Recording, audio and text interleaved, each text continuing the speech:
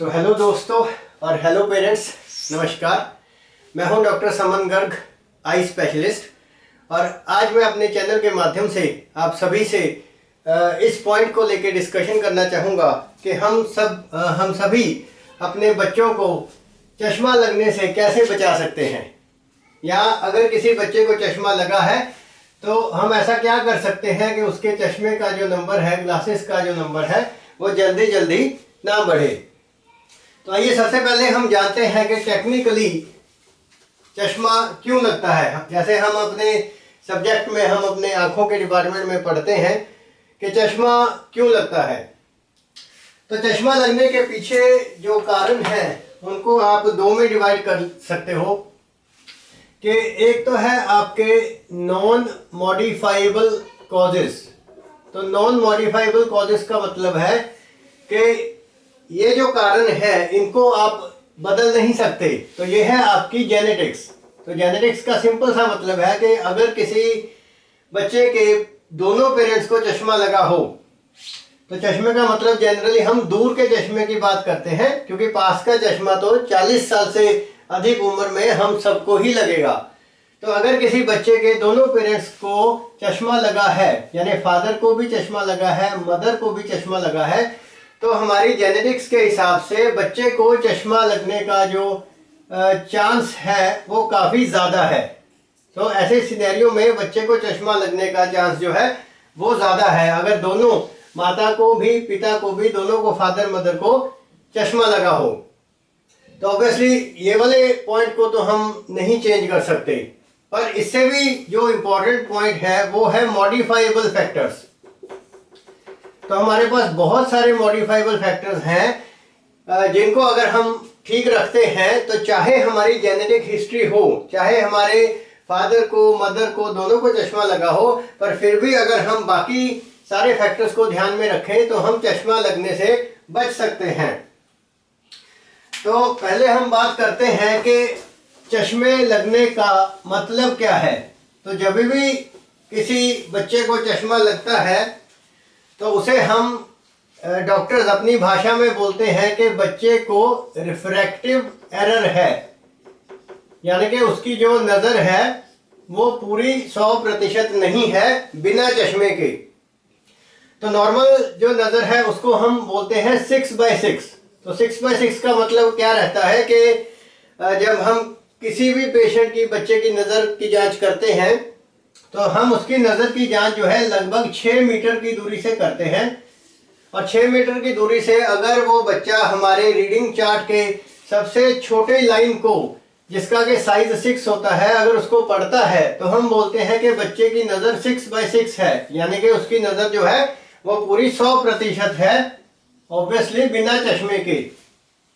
पर अगर कोई भी बच्चा एक आंख, जैसे हम बंद करके चेक करते हैं, पहले राइट आई चेक की, फिर लेफ्ट आई चेक की, अगर कोई भी बच्चा 6/6 वाली लाइन नहीं पढ़ता तो इसका मतलब उसकी नज़र जो है वो कमज़ोर है, वीक है। तो अब ये जो रिफ्रैक्टिव एरर है ये मेनली 3 तरह की होती है। तो एक को हम बोलते हैं मायोपिया, एक को हम बोलते हैं हाइपरमेट्रोपिया। थोड़ा सा डिस्कस करते हैं इनके बारे में, फिर आसानी होगी। और एक तरह की रिफ्रैक्टिव एरर होती है एस्टिग्मेटिज्म। तो ये 3 तरह की रिफ्रैक्टिव एरर हमें प्रैक्टिकली देखने को मिलती है, जिसमें से मायोपिया जो है सबसे ज़्यादा कॉमन है। मायोपिया जो है ये सबसे कॉमन रिफ्रैक्टिव एरर है। अब ये जो रिफ्रैक्टिव एरर बच्चे की आंख में डेवलप हो रहा है, तो ऑब्वियसली ये उसकी आंख की ग्रोथ के ऊपर, आंख की शेप के ऊपर डिपेंड करता है। ऑब्वियसली इसको तो हम ऐसे नहीं रोक सकते। तो सबसे कॉमन जो रिफ्रैक्टिव एरर हम बच्चों में देखते हैं वो होता है मायोपिया। मायोपिया में बच्चे के चश्मे का नंबर माइनस में रहता है। तो मायोपिया को ठीक करने के लिए माइनस का चश्मा लगाया जाता है। हाइपरमेट्रोपिया में चश्मे का नंबर प्लस में रहता है, और एस्टिग्मेटिज्म में चश्मे का नंबर जो है वो माइनस भी हो सकता है या प्लस भी हो सकता है। पर एस्टिग्मेटिज्म को ठीक करने के लिए हमें सिलेंड्रिकल नंबर यूज करना होता है। सो वी एज डॉक्टर्स हम सिलेंड्रिकल नंबर यूज करते हैं एस्टिग्मेटिज्म को ठीक करने के लिए। और ये सिलेंड्रिकल नंबर का एक डिग्री होता है या जिसको हम एक्सिस बोलते हैं। तो अगर ये सिलेंड्रिकल नंबर अपने पूरे प्रॉपर एक्सिस पे लगेगा तभी ये परफेक्टली काम करेगा। तो टेक्निकली हमारी भाषा में ये 3 तरह की रिफ्रैक्टिव एरर्स होती हैं। आइए एक एक करके हम थोड़ा सा सभी के बारे में जानते हैं। तो जैसे कि मैंने बताया, हमने डिस्कस किया कि सबसे कॉमन जो रिफ्रैक्टिव एरर है वो है आपका मायोपिया। मायोपिया जिसमें के माइनस का नंबर लगेगा बच्चे को, राइट, जिसमें के माइनस का नंबर लगेगा बच्चे को। अब अगर किसी बच्चे को मायोपिया हो रहा है तो इसके सिम्टम्स क्या होंगे, हमें कैसा पता लगेगा कि बच्चे को मायोपिया है। तो सबसे कॉमन जो सिम्टम मायोपिया में होगा कि बच्चे की दूर की जो नज़र है वो कमज़ोर हो जाएगी, यानी कि डिस्टेंस की जो विजन है बच्चे की वो कमज़ोर हो जाएगी। और इसका आपको कैसे पता लगेगा, इसका सबसे सिंपलेस्ट मेथड क्या है कि आप अपने बच्चे को आप पूछ सकते हो एज पेरेंट्स कि बच्चे को पीछे वाली सीट से ब्लैक बोर्ड नज़र आता है या नहीं। अगर आपका बच्चा पीछे वाली सीट पे बैठ के ब्लैक बोर्ड को प्रॉपरली नहीं देख पा रहा, मिस्टेक्स करता है, गलतियां करता है, तो आप समझ सकते हो कि बच्चे की दूर की नज़र कमज़ोर है, यानी कि उसको मायोपिया हो सकता है। इसके अलावा हम देखते हैं कि जो मायोपिक बच्चे हैं वो हर चीज़ को बहुत पास करके देखने लगते हैं। तो आप देखोगे, आप नोटिस करोगे कि बच्चा जो है हर चीज़ को बहुत ज़्यादा नज़दीकी से देख रहा है। तो अगर उसने टीवी देखना है तो भी वो टीवी के पास जाकर देखेगा, अगर उसने बुक पढ़नी है तो भी वो बुक को बहुत पास से पढ़ेगा। और एक और चीज़ आप नोटिस कर सकते हो कि मायोपिक जो बच्चे हैं वो अपनी आंखों को स्क्वीज करते हैं। तो आप देख सकते हो ऐसे करके बच्चा जो है अपनी आईज को छोटा कर लेता है, स्क्वीज कर लेता है। तो जब बच्चा अपनी आईज को स्क्वीज करता है उससे एक पिन होल इफेक्ट क्रिएट होता है। पिन होल इफेक्ट का मतलब है कि जब हम ऐसे छोटा करते हैं आईज को तो हमें थोड़ा सा साफ नजर आता है। तो देयरफॉर अगर कोई बच्चा ऐसे अपनी आंखों को स्क्वीज करता हो, हर चीज को बड़ी नजदीक जाके देखता हो, जिसको पीछे से ब्लैक बोर्ड अच्छे से नजर नहीं आता, तो इसका मतलब उस बच्चे को मायोपिया हो सकता है। और ये जो मायोपिया है, ये जो मायोपिक टाइप की रिफ्रैक्टिव एरर है, ये बच्चे की उम्र बढ़ने से, एज बढ़ने से डेफिनेटली बढ़ेगी। किस स्पीड पे बढ़ेगी ये तो नहीं बोल सकते, पर जनरली 18 साल तक, 20 साल तक ये जो मायोपिया का नंबर है ये बढ़ता है। अब इसके कंट्रास्ट में जो हाइपरमेट्रोपिया है, जो हाइपरमेट्रोपिक टाइप की रिफ्रैक्टिव एरर है, हम इसकी बात करते हैं। तो जो हाइपरमेट्रोपिक टाइप की रिफ्रैक्टिव एरर है, इसमें हम बच्चे की आंख को, रिफ्रैक्टिव एरर को प्लस के लेंस से ठीक करते हैं। तो बच्चे के चश्मे का जो नंबर है वो प्लस में रहता है। और इससे सबसे बड़ा फायदा क्या है कि हाइपरमेट्रोपिया जनरली एज बढ़ने से नहीं बढ़ता। जी हाँ, हाइपरमेट्रोपिक टाइप की जो रिफ्रैक्टिव एरर है ये उम्र बढ़ने से जनरली नहीं बढ़ती, बल्कि उम्र बढ़ने से नंबर जो है वो कम हो सकता है। बच्चे की उम्र बढ़ने से चश्मे का नंबर कम हो सकता है। और हाइपरमेट्रोपिक रिफ्रैक्टिव एरर में आप देखोगे कि जब बच्चे को प्लस का नंबर चाहिए होता है तो उसको हेडेक बहुत ज़्यादा होने लग जाता है। हालांकि हेडेक जो है वो मायोपिया में भी हो सकता है या होता है, पर हाइपरमेट्रोपिक रिफ्रैक्टिव एरर में हेडेक जो है वो ज़्यादा होता है। तो बच्चा जो है आपको कंप्लेन करेगा कि पढ़ते समय उसका सर दर्द होता है, पढ़ते समय भी सर दर्द होता है, क्लास में बैठा है, स्कूल में बैठा है तो भी उसका सर दर्द होता है। तो ये ज़्यादा कॉमन सिम्टम है हाइपरमेट्रोपिया का। पर इसमें अच्छी बात क्या है कि उम्र बढ़ने से ये नंबर जनरली नहीं बढ़ेगा, हाँ कम ज़रूर हो सकता है। और हम आगे बात करते हैं एस्टिग्मेटिज्म की। तो तीसरी तरह की जो रिफ्रैक्टिव एरर हम देखते हैं, समझते हैं, वो है एस्टिग्मेटिज्म। तो एस्टिग्मेटिज्म में क्या होता है कि आपकी जो लाइट रेज है वो भी प्रॉपरली रेटिना पे, पर्दे पे फोकस नहीं होती, तो ये जो रिफ्रैक्टिव एरर है इसको हम सिलेंड्रिकल लेंस से ठीक करते हैं, जिसका के एक एक्सिस होता है। तो अगर आम भाषा में, कॉमन भाषा में देखें तो इससे हमें कोई भी प्रॉब्लम नहीं है। पर हाँ, एस्टिग्मेटिज्म में हमें एक चीज का बहुत इंपॉर्टेंट ध्यान रखना है कि बच्चे को आंखों को मसलने से, आईज को रब करने से रोकना है। क्योंकि ये देखा गया है कि अगर बच्चा अपनी आंखों को रब करेगा, मसलेगा, तो उसका जो सिलेंड्रिकल नंबर है खास तौर पे वो बढ़ जाएगा। तो बच्चा आंखों को क्यों मसलेगा? उसके दो ही कारण हैं। या तो बच्चे को आंखों में खुजली होती है, एलर्जी होती है, तो ऑब्वियसली हमें उसको दवाई से ठीक करना होगा। या खास करके सुबह उठ के बच्चे को मॉर्निंग में सुबह उठ के आंखें मसलने की आदत है, हैबिट है, जैसे हम सभी को होती है, हम सभी करते हैं कि हमें मजा आता है सुबह उठ के आइज को रब करने में। तो अगर किसी बच्चे को सिलेंड्रिकल नंबर लगा हो तो एज पेरेंट्स हमने बहुत खास तौर पे ध्यान रखना है कि बच्चा बिल्कुल भी अपनी आंखों को ना मसले, बिल्कुल भी आइज को रब ना करे। तो ये है 3 तरह की रिफ्रैक्टिव एरर या चश्मे की एरर जो बच्चों में लगाई जाती है या जो हम एज डॉक्टर्स बच्चों को प्रिस्क्राइब करते हैं।